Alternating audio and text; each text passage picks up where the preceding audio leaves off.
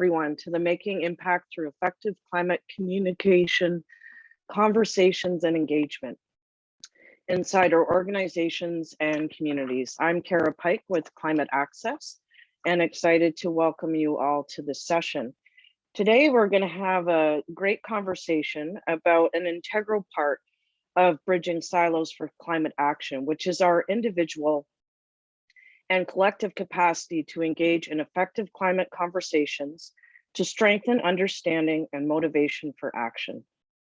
Through a moderated and interactive conversation, we're going to have today with our presenters and everyone who's involved and joined here, we're going to highlight best practices and lessons learned from efforts within local governments, the Alberta Narratives project on climate communications, and experience of deep canvassing in the West Kootenays and shifting views on renewable energy.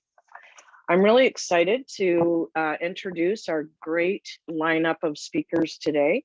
We have Amber Bennett, who is an Alberta-based communications consultant.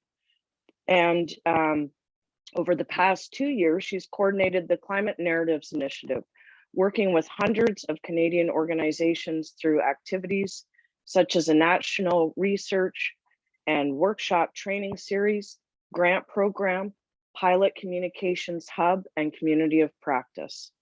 Before this, she managed the Alberta Narratives project, where she brought together more than 50 diverse organizations to host climate energy conversations with 500 Albertans. Dustin Carey is a capacity building officer with FCM's Municipality for Climate Innovation program. After receiving his master's in climate change degree, he applied his understanding of climate science to the fields of climate adaptation and natural disaster resilience at the municipal scale. Specializing in flood mitigation and municipal asset management, Dustin has led national training programs to enable local governments to better respond to climate risk. He wrote the Climate Resilient Asset Management chapter of the United Nations Managing Infrastructure Assets for Sustainable Development Handbook and is the Secretariat co-lead of the Municipal Climate Services Collaborative. Letizia is a climate change coordinator for the City of Nelson and an experienced strategist, community mobilizer, and adaptive project manager with a demonstrated history of working on a wide range of complex environmental and social issues, from poverty to homelessness to circular economy and climate change. She just wrapped up Nelson's new climate change action plan, Nelson Next, and is one of the lead collaborators on Nelson's new climate change social lab, the Next Lab. And last but not least, we have Montana Burgess, who is the executive director of the West Kootenays EcoSociety in southeastern British Columbia. She has more than a decade of experience in the climate, energy, and environmental nonprofit sector in the province, Ottawa, and internationally, including coordinating civil society at over 25 UN climate conferences. Building on the EcoSociety's success of supporting 9 local governments to commit to 100% renewable energy and net zero by 2050 and building a transition plan, they are focusing on going deep in small town and rural communities to build support for the renewable energy transition and climate movement. So welcome everyone, so excited to have you here. And I would just also welcome everyone who's joined. If you would like to jump in the chat and introduce yourself and the organization you're with and where you're joining us from, that would be fantastic. So let me just quickly walk through our plan for the session. As I said, it's going to be an interactive session. So we have a couple of polls that we're going to start off with. And then each of our 4 speakers is going to give a lightning presentation, and we'll go through those, and we welcome your questions in the chat on that, and we'll weave them. Once each of the speakers have had a chance to present them, we'll gather up the questions and have a panel conversation. And for the last piece, we're going to break everyone into rooms to have conversations. We'll have each speaker hosting a room just to explore some of the issues more deeply and get your ideas and input as well. So again, thanks for having everyone. And I'm gonna ask my colleague Maria to run the first poll, where we just would love to get a sense of some of the issues that you're facing when it comes to climate communications. So I'll temporarily stop sharing my screen here, but I'm gonna launch first poll now. All right, so if everyone can go ahead.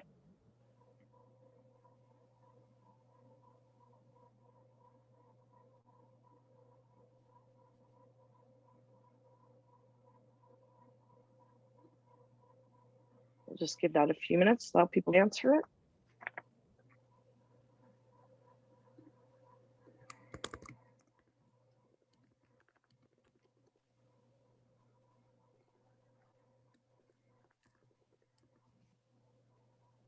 All right, Maria, you want to close the poll? See what the results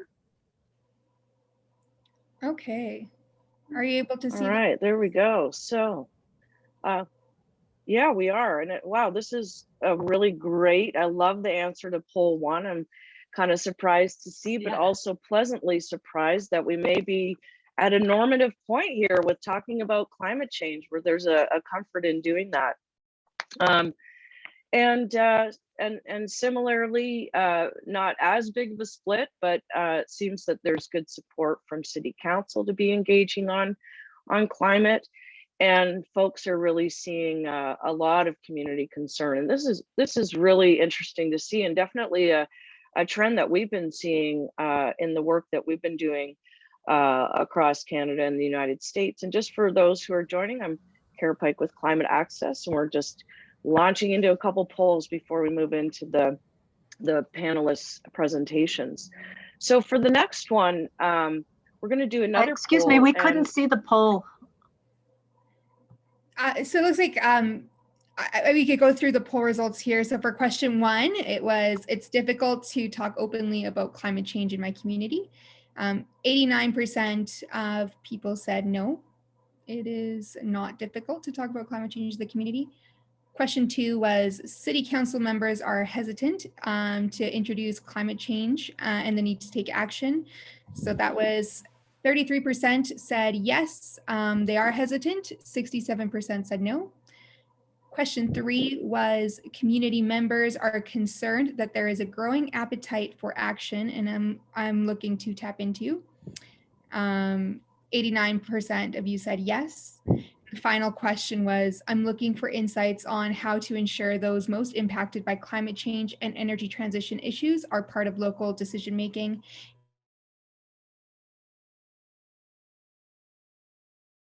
You need to give us more time to do the poll. Thanks. Okay, thanks. Sounds good. Okay, so we're going to go to our next one, and this is where we're going to play around of climate communications trivia and test folks' knowledge on where Canadians are at when it comes to their beliefs and opinions about climate change. So Maria, whenever you're ready.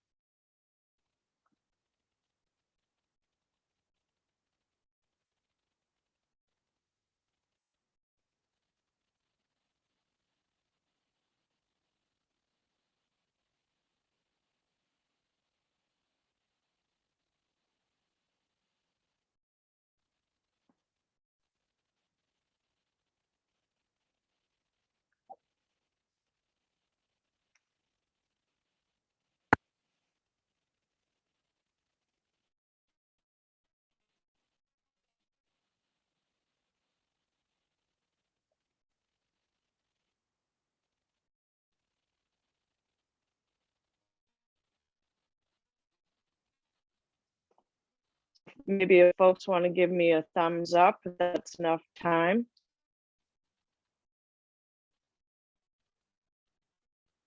Or you could use your reaction.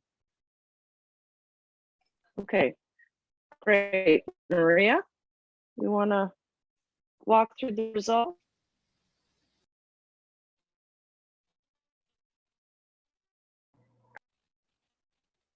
you're on mute, Maria. There we go. Is that better? Okay, well, we'll come back to that. There we go. Yeah, could you mind watching them? That was great. We can see it this time, so you don't need to. Yeah, we can see it now. Okay, great. And Oh, Cara is frozen, but that's okay. She'll be back with us. I'll be happy to walk us through some of the results that we had. So we have here, what percentage of Canadians are seriously concerned about climate change? So 50% of you answered. 67% of Canadians are seriously worried about climate change.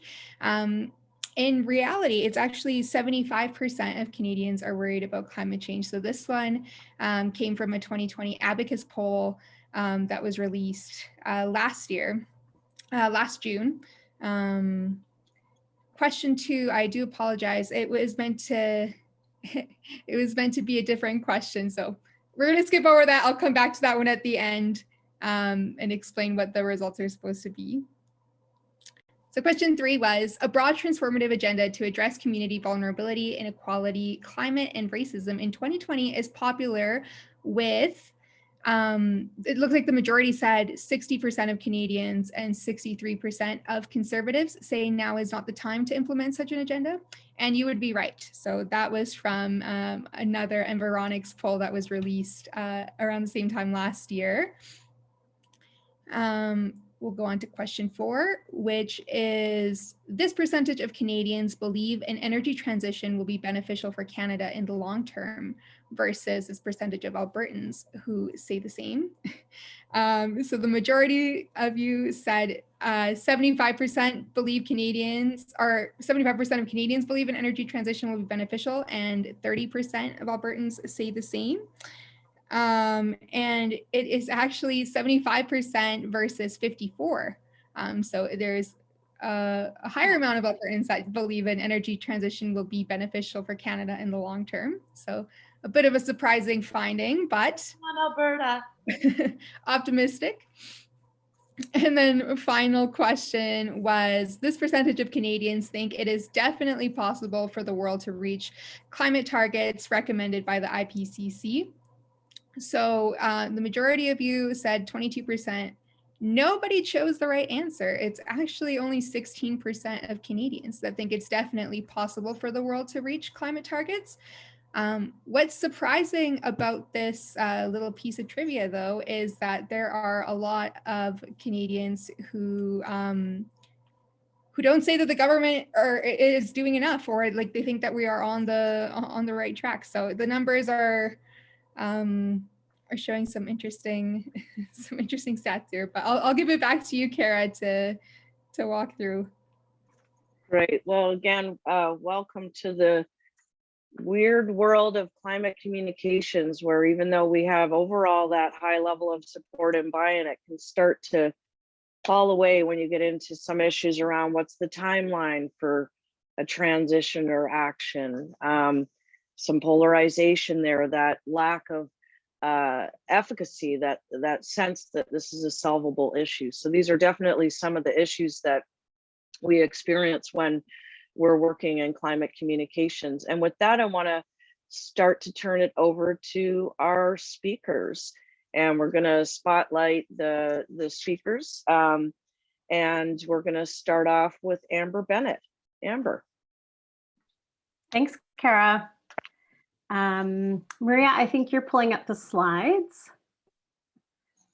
So just while Maria does that, the pieces that I'm going to go through are based on a piece of work that I did with Climate Outreach about a year and a half ago, where we looked across a number of pieces of research and social science. We did quite a few engagement and stakeholder interviews, and we looked at what were some key principles for talking about climate adaptation when we're doing public engagement. And so I've got kind of 6 things that you need to know, and I'll work through those. while we're waiting, the piece of work that Cara had noted in the beginning was the Alberta Narratives project. And that was that's a couple of years now, but I'm just popping into the chat the link to that, where you can find a couple of reports that provide some in-depth findings around particular audiences in Alberta, and some of those were rural, some of those are specifically oil and gas audiences, business leaders, policymakers. So for those of you who are in areas with, high oil and gas activity, those might be of interest, and you can take a look at those and get a sense of kind of some of the aspects that I'll be going through. So off the bat, adaptation isn't a dirty word, so but we're not going to call it that. So a lot of people don't think in terms of adaptation or mitigation. They kind of think about it all as one thing. And so one of the things that we found is the word preparation is really helpful for people. So they're preparing for climate impacts. They're preparing for energy changes. That sense that they're preparing was really helpful. So Maria, I think there are a couple of bullets. There you go. Yeah, so when the next slide, we can just kind of move through those. So let's go to the next slide. So the other piece that's really helpful when we're talking about adaptation or adaptation planning, which some of you may be thinking about, is that climate impacts actually provide evidence of climate change. So we know that broadly people make sense of climate change through extreme weather events, and that floods, forest fires, hailstorms, extreme weather provides the evidence of much of what has been predicted around climate science. So it's quite tangible. It also provides a tangible story around, how communities have prepared, the way that they need to prepare, and there are stories that can be shared between communities. It also speaks to people's, personal and real experiences. We know that largely we're still in a situation in which people think of climate change as happening to other people at other times in other places. And so when we have, climate events or extreme weather, they allow people to have personal experiences, and it becomes much more tangible and much more real, which is a double-edged sword, but we'll get to that. The one piece that you'll notice here is the attribution challenge. So I think increasingly there's a lot of certainty around attributing forest fires to climate change, attributing flooding to climate change, but scientists will always lean on the certainty piece. And so just be aware of that you may, in engaging with certain publics, face that kind of opposition or, that challenge, and it's just to be prepared for it. Next slide.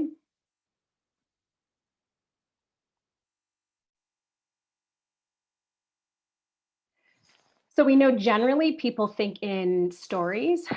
Stories have characters, they have challenges, they have resolutions.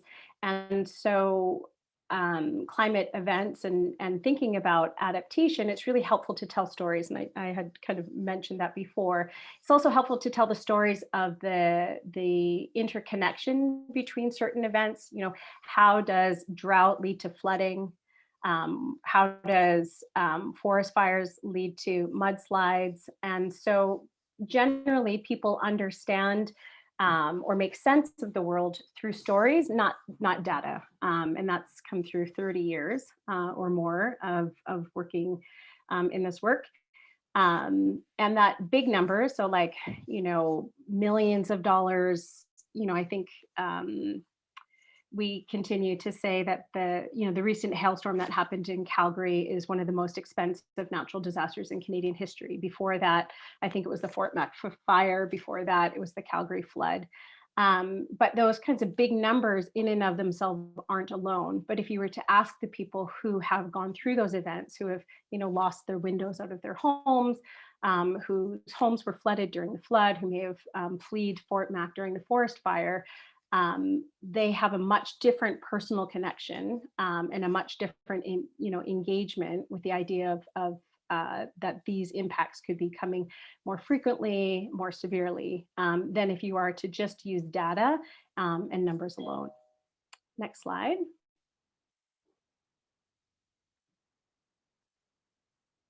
We also know that after big events, there's a strong desire for people to return to normal. One moment, my dog is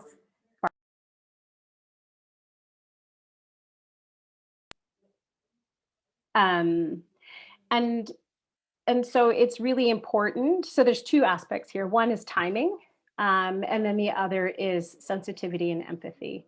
So when people are in the midst of trauma, when they're in the midst of a natural disaster, that is the time to for emergency response. It's the time for taking care of each other. It's the time to deal with the immediate needs that people have. However, when we're past that kind of grief cycle, there's a moment in which people are engaged. And so, there has been some work done around when is the time to lean into public engagement after a natural disaster. And it's often when we've come through the grief cycle and we're motivated to change. We haven't kind of lost sight of what has happened. And we're certainly not in the midst of the pain, the grief, and the trauma of what's happening. Next slide.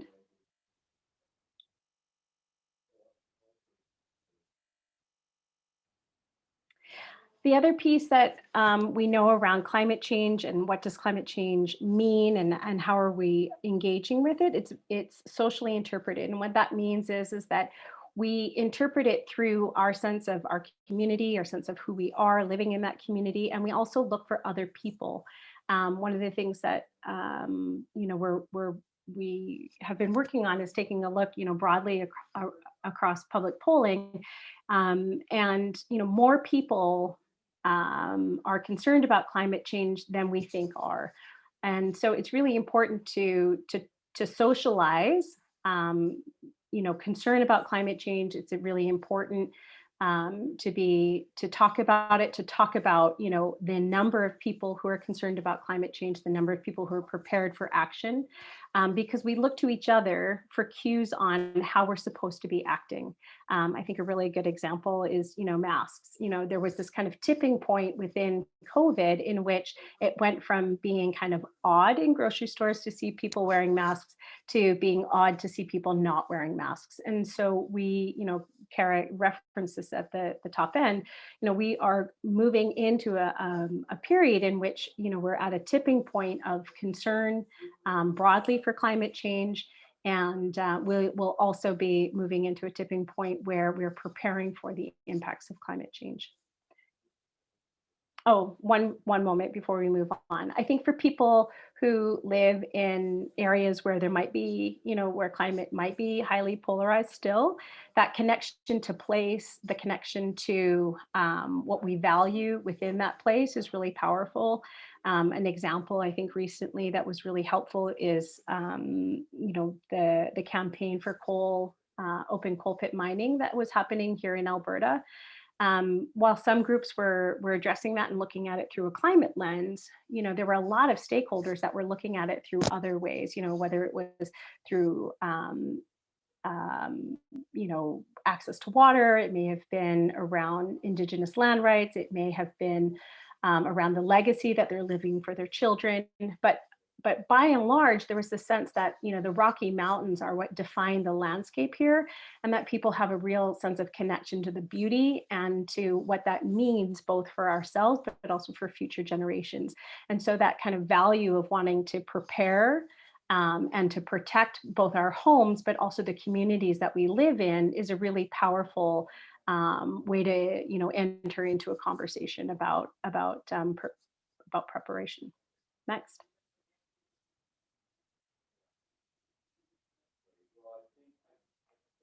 So we touched on this, and this is the last point. There's much more to this, but in the interest of kind of giving a snapshot, it's really important that people feel that their actions make a difference. And so we need to join up the dots between what we're asking of people, the time that we're asking from people, what it means to participate in an open house, what it means to be a part of a process, and the eventual plans, or what it means within their community. And that it is possible to prepare, and that what we need to do it is in the right sequence. And so I think that an important part of this is to, particularly in communities that have had or experienced a lot of disaster or trauma, that they need to have a sense that that their time and that their caring means something, but also that it's important and that it will lead somewhere. So those are some of the kind of highlights around, both in terms of what the social science says is important, but then also what we found when we were doing this work. So I'll hand it over to you, Maria, and happy and look forward to chatting more in the groups.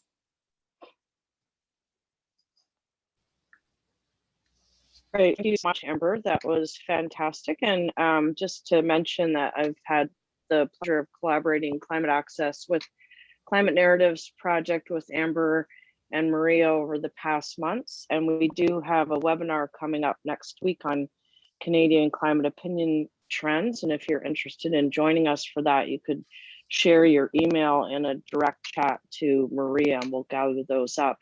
And while we're just mentioning the chat, feel free to put any questions that you have for Amber while they're top of mind in the chat, and we'll make sure we're gathering those up for the Q&A. So now we'll go to Dustin. Thank you, Cara.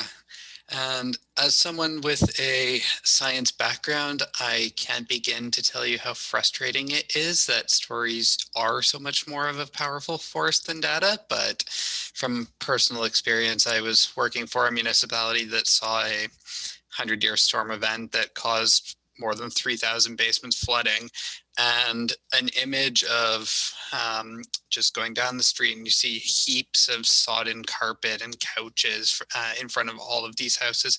That is always going to speak more strongly than me holding up the updated IDF curve showing a 40% intensification of extreme storm events by mid-century. And yeah, just need that connection. But next slide, please. And while I absolutely agree, to put it a little bit crassly, should never waste the opportunity of a good disaster to really build that momentum for change, it's not something you want to wait around for either. At any point, there are opportunities to start bringing in more of that resilience dimension within municipal decision making, and recent research by FCM and the Insurance Bureau of Canada, the Global Commission on Adaptation, and upcoming research from the Canadian Institute for Climate Choices all provide that basis of the really strong financial business case associated with climate resilience, generally showing anywhere between a 4-to-1 to 6-to-1 average benefit to cost ratio is associated with investing in climate resilience. And all that to say that if climate change isn't on a radar, it's not going to be part of a decision, and mainstreaming becomes a little bit of an impossible dimension. Next slide, please. And that was really something that we were keeping in mind, FCM, when we wanted to, or when we were looking at avenues for really advancing the basis of using climate information in municipal decision making through a collaborative partnership approach between FCM and the Canadian Centre for Climate Services out of Environment and Climate Change Canada.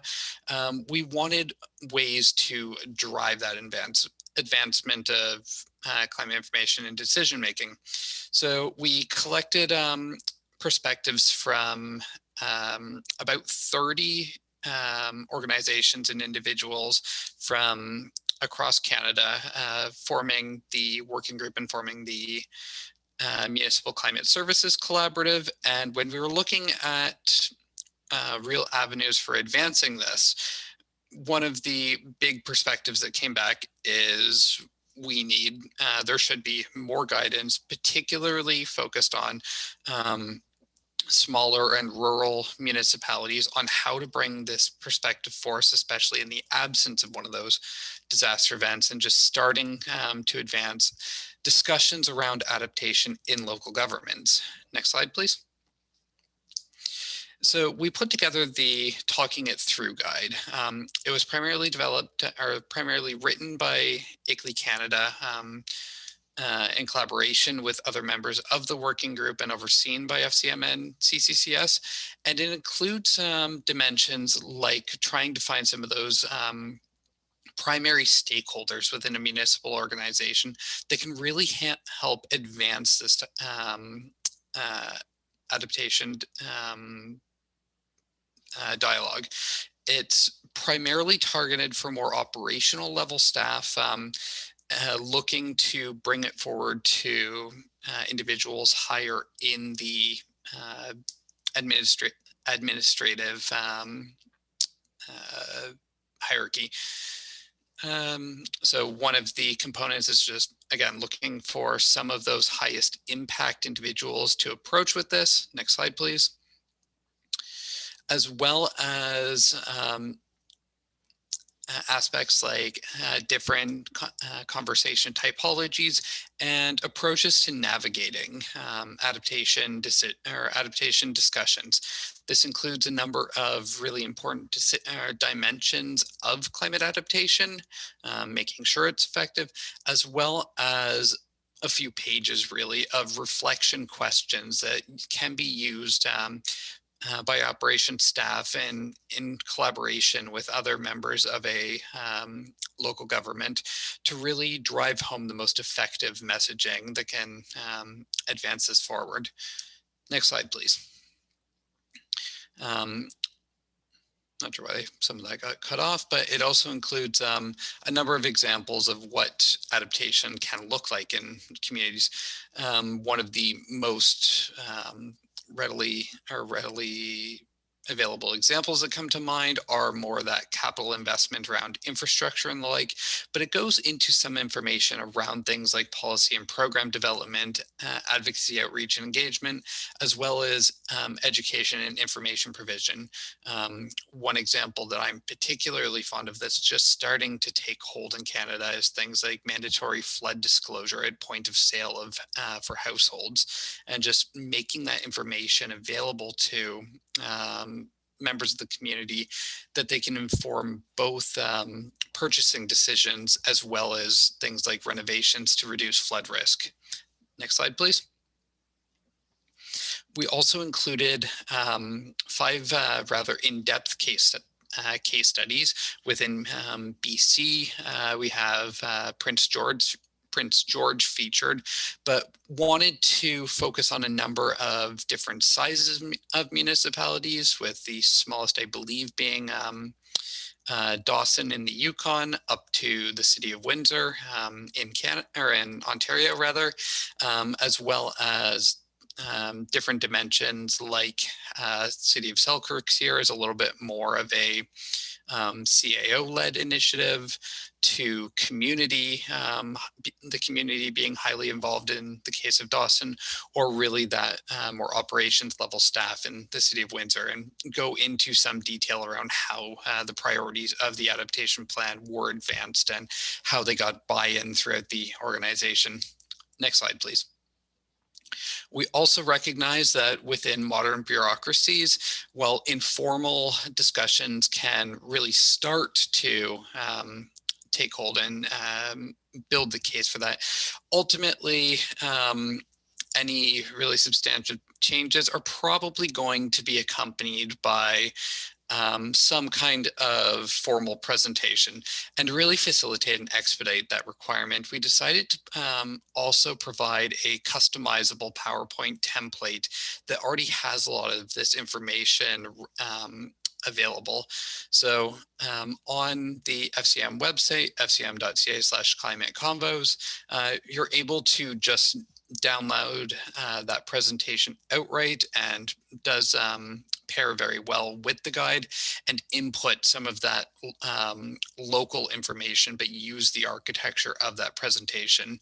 It also points to a number of outside resources like the Climate Atlas of Canada and climatedata.ca, that you can get some of that broader information to inform the contextual basis that really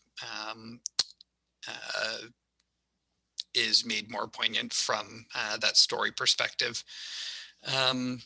The next slide's the last one I have, and I look forward to the breakout room and any follow-up questions. Thank you. Great. Thank you so much, Dustin, and really looking forward to digging into those resources. Speaking of resources, our presenters have been sharing some in the chat, and if others have great resources they want to share with the group as well, welcome you to do that, as well as add any questions that you have that you want to be asking our panelists. So now we're going to move to Kate from the City of Nelson. Awesome, thanks so much. It's really great to be here, sandwiched by two people that have been really influential in my career, Amber, who I used to work with in Calgary, and who I've learned a lot, and a lot of what you're going to see today came from learnings I had from her, and Montana, who's coming next, who I've learned a lot about climate work in the Kootenays from, so awesome. Quickly, I'm here to talk about effective engagement and communication from a city perspective, and according to our process. I'm here from Nelson, traditional territory of the Sinixt, Salix, and Ktunaxa people. We're located on the Kootenay Lake in the southern interior of BC. Population about 10,000, known for our heritage townscapes, our lively arts and culture scene, our all seasons mountain sports terrain, and many, many other things. Next slide.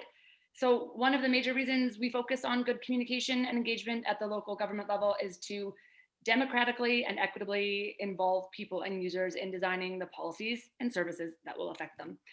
So the City of Nelson endeavored to build and deliver some excellent, or we tried, engagement programming to design hopefully an excellent climate change plan in July 2019, which is what you're looking at on the slide here. It's called Nelson Next. Notice the clever framing. We purposefully didn't call it a climate plan. And it was developed and approved last year to sort of up our game when it comes to climate change in Nelson. Certainly we're a city that's always been punching above our weight a bit in terms of environmental leadership. We've done a lot, but this plan is our new commitment to amplified and broadened action and impact on climate. You'll see from the targets displayed, this plan is ambitious, and it's also utilizing a low carbon resilience approach, which means that we chose to work on mitigation and adaptation challenges concurrently. And that was to save time and resources, and more importantly, to surface the synergies and interconnections between the two challenges way more effectively and efficiently. Next slide. So how did we surface all that good stuff? Well, of course, through ongoing participatory engagement. And that was something we tried to build into our entire planning process.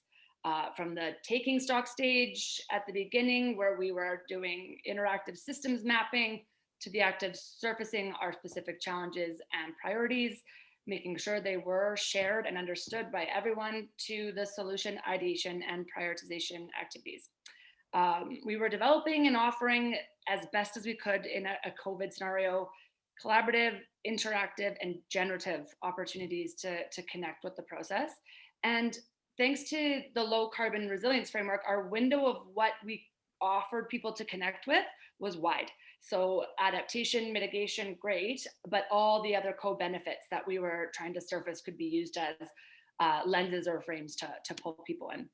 Next slide. So our engagement philosophy, or sort of our critical success factors, I am focusing more on engagement. Beyond the usual, for us, I think it comes down to using a systems lens and a systems thinking approach. This was very helpful, and it had broad appeal. So for those who had already been at the table a while and wanted new voices and ideas, and there were a lot of those people here open to that, this was welcomed. And then for those who hadn't previously felt welcome, valued or even interested in this subject before, there was some more space for them.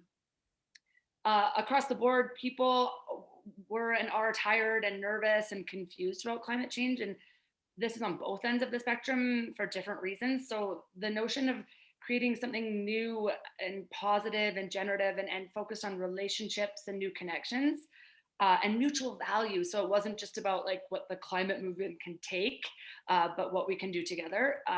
It was mostly embraced. And I as well, I feel that the offering of real time and safe space to explore these new ideas or ways of doing things, build new connections, develop that shared understanding was really welcomed. And shock horror to maybe actually try your ideas out in the real world, which was something that we gave a shot as well.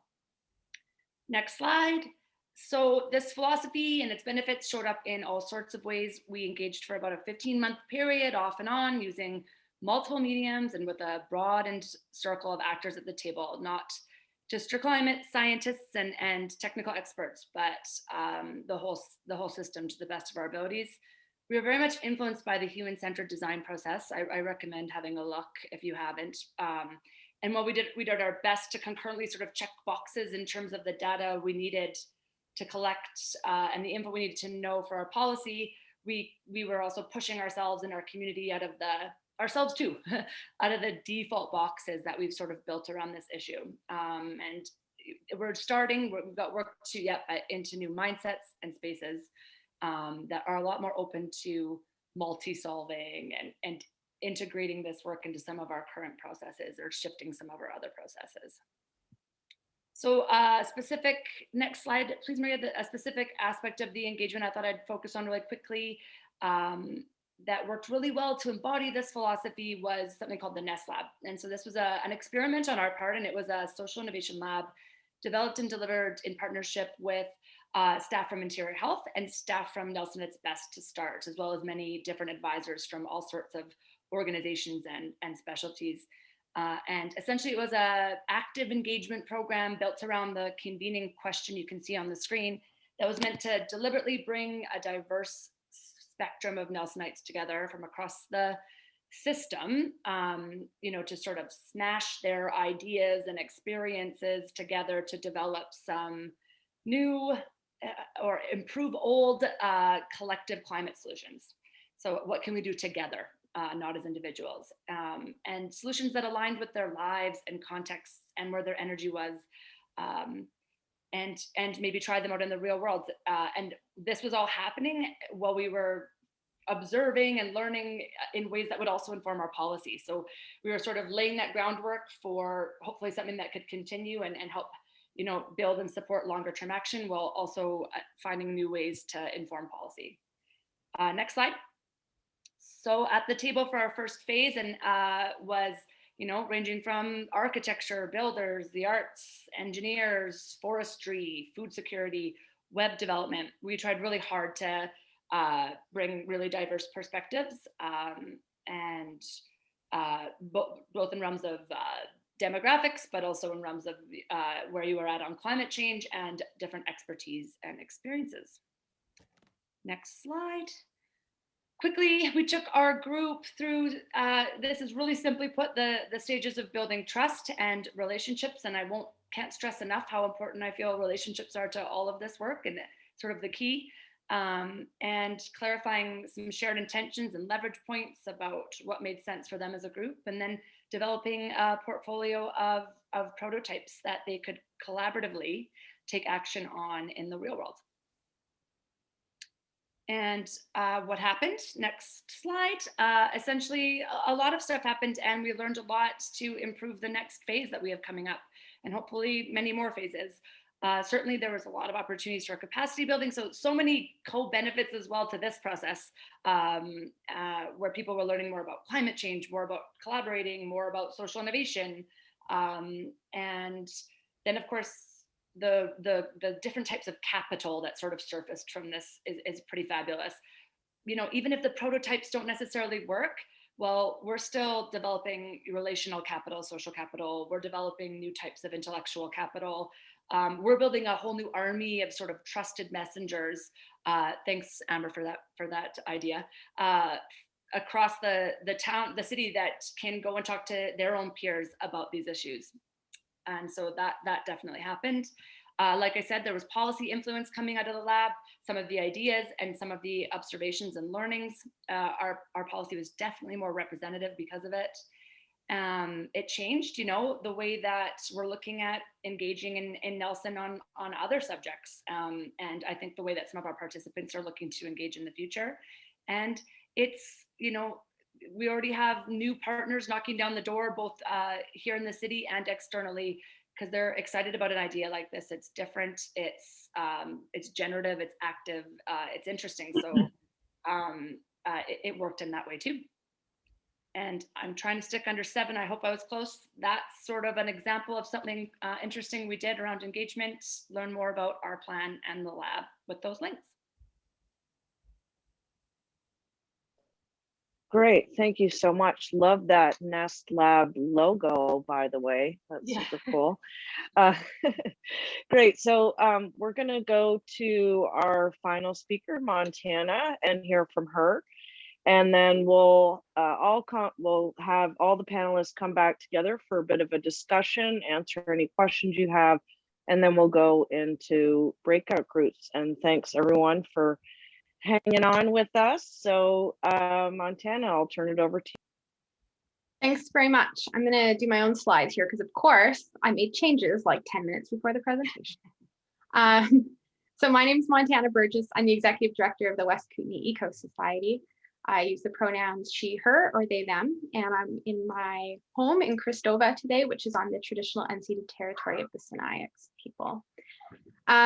October 2016, it was a hot evening, and I had the crazy privilege of being in New York. It was Climate Week, which I don't really know what that is, but I was there, and there was all these things happening around the city. It was busy. People were there to talk about climate in different ways. And I ended up at this bar in the hotel with some of my colleagues. And we were sitting at this big table next to some other folks dressed in fancy businessy attire. And I started chatting with the guy next to me. And it turns out he was staff in the West Wing. And I said, so what do you think about the upcoming election? What do you think about the possibility of Trump getting elected? And he said, that will never happen. People aren't that stupid. And in that moment, I realized that I never wanted to be like him and think of people that were making choices in a different way as stupid, but instead coming to it from a different perspective. And so that moment was really inspiring for me to make sure I didn't go down a path like him and to try to do things differently. So with that, I'm going to share my screen. And I want to talk with you briefly today about the path to climate populism in my perspective. So we have been working on this project for the last year and a bit, which is based around something called deep canvassing. Deep canvassing is a methodology that came out of the United States in 2008, the year Obama was elected. And in California, a super progressive state, there again was a ban on same-sex marriage. They couldn't get that passed. They couldn't turn out the votes for it. So the amazing organizers at the LGBT Center in LA, to their credit, they went, what are we doing wrong? Let's go talk to the people who don't agree with us and understand why and listen. Sound like something that we don't do very often? It's true, we don't. So they went out and they listened and they asked curious questions unattached to an outcome. And this method called deep canvassing came out of this, which they eventually used to change people's perspectives and eventually did have same-sex marriage legalized in California. So it's been used in same-sex marriage campaigns, in transgender right campaigns, in immigration reform, racial injustice, and then most recently to help people resolve their inner conflict about voting for Biden over Trump when they had kind of different identities at play. It shifts conflicted beliefs. That's its power. And not only do these shifts happen, but they're firm enough to hold over time and withstand counter arguments. So I'm sure many of us, we've been at like a Thanksgiving dinner with Uncle John, and he's going off about a thing that we don't agree with, be it climate change or something else. And you're just like, man, I wish I had some tools to talk to him in a way that he understands, and we could find some common ground. So this is exactly what this is trying to do, but in a robust methodology to be able to do this with lots and lots and lots of people. So these conversations are vulnerable, non-judgmental, candid, two-way conversations where the canvassers ask the people they're talking to share something emotionally significant. And then the canvasser in turn shares something emotionally significant with them. So you're really building on that storytelling piece, sharing what matters to you and why you care about something. And it's giving space for the person you're talking to resolve their inner conflict. Down in the bottom left corner, there's a screenshot of a video that's kind of like the video on the public video on what deep canvassing looks like. So I'd encourage you to go Google and find that. It's pretty neat.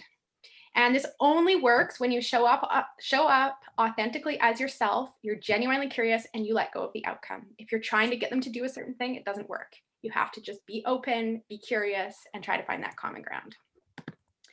And the amazing thing is about 1 in 4 people or more will end up shifting their belief to be more supportive of the thing you're talking to them about. And that shift lasts at least 9 months, maybe longer. We don't know, it just hasn't been studied then. So this is proven. It's been studied by Brockman and Cara out of Stanford several times, most recently again last year, and the results are consistent. So it actually is proven to move people, where something like a big billboard advertising, you don't know the impact it's having. So we have launched a deep canvas project over the past year, and we've called it Neighbors United. We have a website, I'll dump it in the chat after this, and it's the first deep canvas project in Canada on any issue, which we're really proud of, and the first one on climate anywhere. Over the past year, we've been trying to get our script right, where we can really emotionally connect with people and understand their concerns, building on the conversations we're having. So I just wanted to briefly show you the journey that we've taken so far in our conversations. We started with trying to understand if talking to people about being left out of something was the fundamental belief that they were holding, that we needed to help them think through and shift. Because if you're left out of community decision making, maybe you don't feel like you can take a bold stance on climate action because it's going to like impact you and leave you out.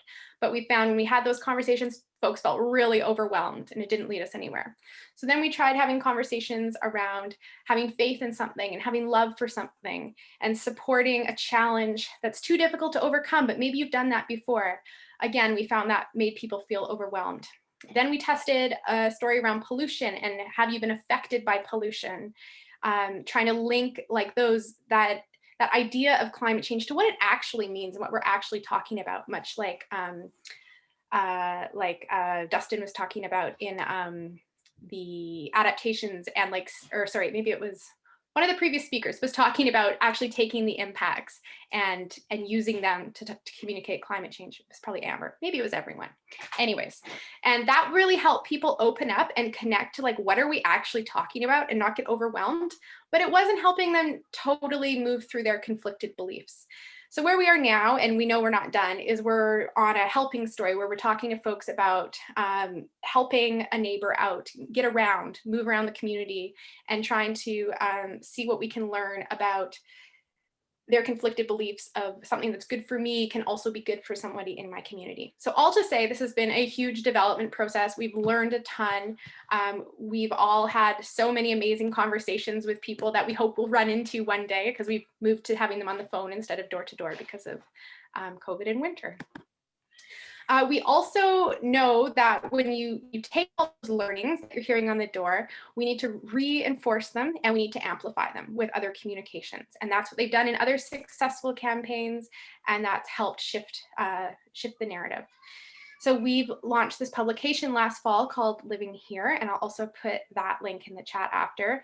And we're trying to tell stories of people in the community, again, people, not issues, that are towards the renewable energy transition, towards sustainable land use management, that is a relatable person that folks can connect with, that aren't people like me, the choir, and have that person talk about why there's something going on that they've seen on the landscape or in their life that matters and how that's made a difference. So pointing it towards a solution, but grounded in a personal story. And again, what we hear in the deep canvas, we're taking those messages and things that people are saying over and over, those stories and narratives, and we're looking to the community to find stories that reinforce them, and then telling those stories in a personal way, of course, with great photos, which is important.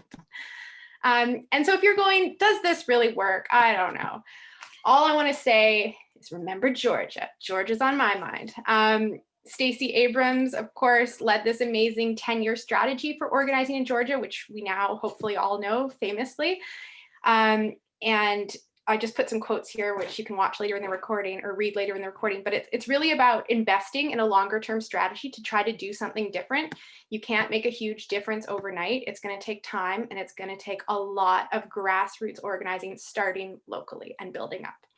And then in the Georgia strategy, deep canvassing played a huge role. And this is a quote from AOC from October, right before the election, trying to ask people to come out and do the deep canvass. And it played a big role in actually making up that margin of difference in people voting a little bit more progressively, in my opinion, than perhaps they had in the past. So Georgia is like such a great example of how this can all come together and make a big, big, powerful shift. So just a few more quick takeaways for you. So if you want to build a populist climate movement, you need to get the populace idea of something out there to the majority of people. And not just the majority of people, but the majority of people who are going to take action on an issue, like vote or something. So you need to, populism shouldn't be a dirty word. It should be something we're all striving for in our movements, because we want it to be popular. We don't want it to be like put away in a corner. So to do that, you need to listen first, really be curious, let go of your stuff, let go of being right, and meet people where they're at to understand what those differences are. Then using a tactic like deep canvassing really is rooted in community organizing. To do it properly, you have to understand community engagement organizing and do that like very effectively to be able to scale it up with the amount of conversations you need to have. And it needs to be rooted in radical hospitality. So really helping people show up the way they need to show up with all their needs met so they can be present and have that satisfying experience of really connecting with folks. You need to make sure you're not just doing this one engagement piece, but you need to be reinforcing this and amplifying it in all your communications. And again, letting go of being right with your communications. And maybe you're going to make some of the people upset that you traditionally talk to. We've gotten an email recently about living here from one of my favorite people that's part of our organization who didn't like the story. It made them upset because, well, for a variety of reasons. So yeah, sometimes you're going to make people upset who want you to be more ambitious, but we've done a lot of yelling from the left, and we need to kind of bring the back end along too. So this is really the foundation, is trying to shift the whole progressive paradigm over a bit. And then finally, it's important to do government relations like we have been doing, especially as the environmental movement. We really invest in that. But if you're not doing the on the ground organizing and shifting the populace, it's kind of a waste of time because you're not building power and you can't communicate that power in your government relations. This is my opinion, of course. I know others would disagree. So thanks so much for listening, and I'll put those links in the chat, and all of our socials are there to connect further. Thank you so much, Montana, and to all of our panelists for really fantastic presentations. I know I learned a lot and look forward to digging in further. So we have a few minutes now for a discussion before we go into our breakout rooms. And just to remind folks, when we go into the breakout rooms, we'll have about 20 minutes for those conversations, and we'll have each of the panelists leading the conversation in the room, and they've got some questions they could walk through and just open it up to your thoughts as well. So that's the plan for the last piece of this session. So definitely welcome folks to add questions into the chat. I'll keep my eye on that, but I definitely have a few things I wanted to bring up, and I thought there was incredible sort of commonality across the work, and then also some things that they're quite different. But really, one of the things was that importance of connecting around shared values. And I'd love to hear from each of you just in terms of what are some actual ways that if you're trying to do engagement, you could come to understand people's values. And when you are working on climate communications, how does that show up in the way that you're writing things or framing things? So maybe Amber, I'll turn that to you first. Yeah, thanks. Well, when we worked on the Alberta Narratives project, I think one of the most important, not to be overlooked ways to understand where people's values are at is to listen to them. Ask questions and spend a lot of time listening to what they have to say. So in those conversations, we created a space in which we brought people who have similar values together. So it was safe, where they had a sense of like, oh, I'm a teacher, you're a teacher. We can just skip past like, a lot of the getting to know each other piece, and we can go right into what it is, that are our concerns or our priorities. So I think personally, like in the beginning, bringing people who have kind of some common interest together and creating a space in which you're allowing and you're asking open questions where they can talk about what it is, are their priorities, what are they concerned about, what do they love about this place, or what do they want, and listening to it is like a really good way to kind of tap into values. It's not overly academic, it's literally what do people care about. And then I think reflecting that back in communications, if you have the right messenger, you have the right person talking to people, they already know how language is coded, they know what people care about, and they're going to talk about the things that are of value to those audiences. So as a communicator, I would say there's no such thing as a general public. You are always going to be talking to specific groups of people. And so, create a space in which you can listen and figure out what it is they care about. And then ideally work with somebody within that group or their in-group to kind of move forward communications, because they'll know what to say and they'll know what they care about. Dustin, do you want to add anything to that? Kind of hard to top. I guess the other thing that comes to mind is make it locally relevant as well. And a big part of the talking points I tend to use, it's around the escalating cost of disasters in Canada, but looking at from that national perspective is always going to mean less to residents of Calgary than boiling it down to that, of the costliest natural disasters in Canadian history, 2 of them have happened here. And that just means a lot more than that national perspective. And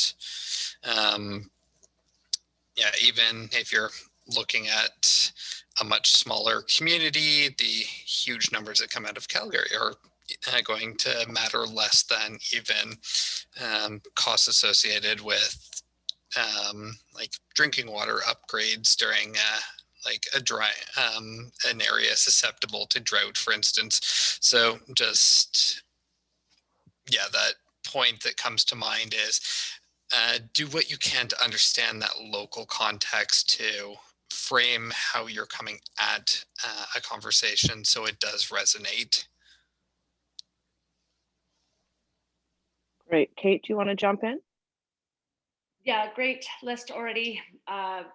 The only other additions coming to mind for me are whenever possible, I find it's easier to get to that space where you can, people feel safe and valued, is to figure out ways to offer shared value or like mutual benefits. So like how, whether it's capacity, whether it's like even small gestures around honorariums, et cetera, like how are we creating shared value for folks and not always just taking. And that, like Dustin said, that means something different in every context and with lots of different groups. I think about that a lot. And whenever possible, and I know it can be a challenge, try to build opportunities that allow for the the development and sort of maintenance of connections and of relationships instead of one-offs. And what's great about that is obviously the relationships are built, and that's so important foundationally for so much of this, but it also allows you as a policymaker or whatever it is you're trying to do to sort of not only just hear what people have to say about an issue, but also to observe and like look for other types of insights and nuance around around behavior, which I think can be really important. Yeah. just always offering lots of space, even online, to interact instead of those like passive one-off touch points. Yeah, and, you know, you've all touched on the importance of the listening in all of this, for the relationship building, identifying the shared values in Montana. I really liked how that was a core pillar of what you laid out. Can you share a little bit more about how that piece worked? Yeah, and I think overall, in terms of communications, it's like we just need to let go of being right. And that's really hard for environmentalists to do. Let go of being right and let go of this idea of broadcast communications. We're going to tell you what you need to know. It's a two-way conversation to be an effective communicator. So I think like to get to those shared values, firstly, getting out of your bubble and not like if we all talk to each other on this, I mean, just the people showing up are self-selecting for caring about this topic. So we are in a bubble already. We do not have a diverse viewpoint on this subject, you know, to some extent. So, and it's harder right now in COVID. So you really have to make an effort to go down the street and figure out how to talk to that neighbor that is different than you and not just assume things. And then I think secondly, it's getting people in those conversations out of vague, wide statements about things and really being curious and drilling down with why questions to get to that personal story. That's the reason they think that. So not just accepting this like, oh, I care about this because I always have, or I don't care about this because I always have. It's like, but why? What happened in your life? And that will help you find the shared value. And then last, if you're like struggling to get someone talking and you're stuck, going back to the point about going local, I call it like the 3 Ps: parking, potholes, plows. People have so much wrapped up in those things. So just like, you know, ask their opinion on any of those, and then you can start to find those why openings to start to drill down. Great, thank you. I love that. I'm going to remember that. You know, I thought Kate was really interesting when you spent time on the evaluation of the initiative. And that's often something we skip over. We don't have a lot of time for resources. So I was really excited to see that. And, you know, you touched on what really went well. I'm wondering if you could maybe touch on what you learned, because you said, oh, we learned things from it we do differently next time. So what were some of those takeaways? Oh, sure. Gosh, I've got a long, perfectly organized list of this somewhere, but off the top of my head, yeah, so we tried our best to do like a light developmental evaluation as we went through. So we were consistently, surfacing what was going on and trying to make tweaks on the fly to the program. And that's why we were kind of pretty in tune with how things were going. A lot of the things that we learned about shifting for next time were around how to make the space even safer and even more valuable to folks that don't normally come to the table. So we got a good start, but we want to amplify that even further. So what does that look like, and how can we make people more comfortable to be there and spend some time there long term? So we've got some tweaks we're going to make there. And when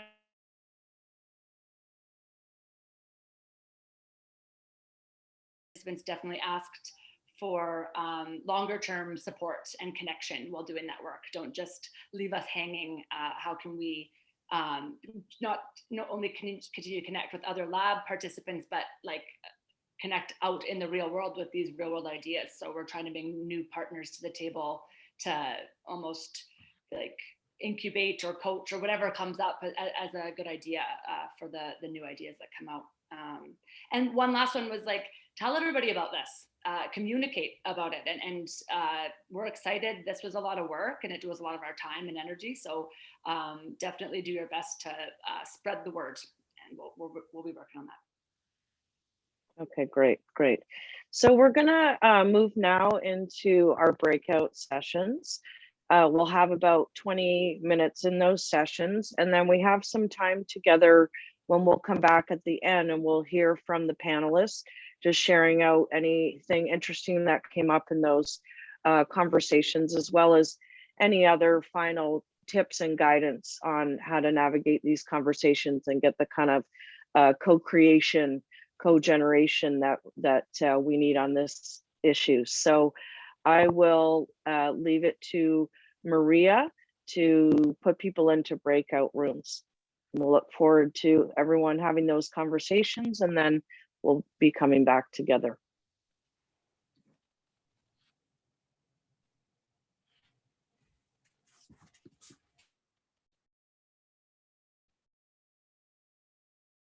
Everyone, just have a few minutes left, and just a reminder to head back into the conference platform after this for the last session, and that link will go into the chat for those who want it handy.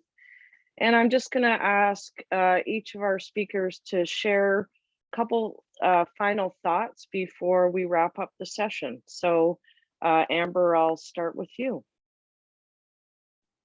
Yeah, thanks. So in our group, we talked a bit about some of the things that will stick with us, and the people that we had really felt this, the need to build relationships, build trust, and listening was something that they could, that they'll take into practice moving forward. So I thought that was really helpful. We also talked about a few resources that might be helpful for engaging with local government. And so I will share those more broadly. So basically how to engage with your local government on these issues. And yeah, it was a sweet conversation. Thanks. Great, Dustin. It didn't come as any great surprise that Montana's presentation about that deep canvassing really resonated with my breakout group, and there was a lot of attention around that. Looking for like a discussion around, are there any training opportunities for that? And from that, we got into a bit of a discussion of, because this is a trust building exercise, and like some of those consequences of if someone not really prepared for that goes into it and things take a turn for the worse, just the potential for relationship harming and the like as a result. So really just speaks to the importance of, if you're going to go into that realm, make sure you are going to be doing it right. Dropping that have to be right component was a big part, as well as just the time commitment that goes into an approach like that. So there was what I thought a really brilliant suggestion of, if there's opportunities where if people are already in a comparable mind space that may be open to something like that, things like fire smart activities, bush clearing and the like, as opportunities where someone can start building those relationships rather than the door-to-door approach.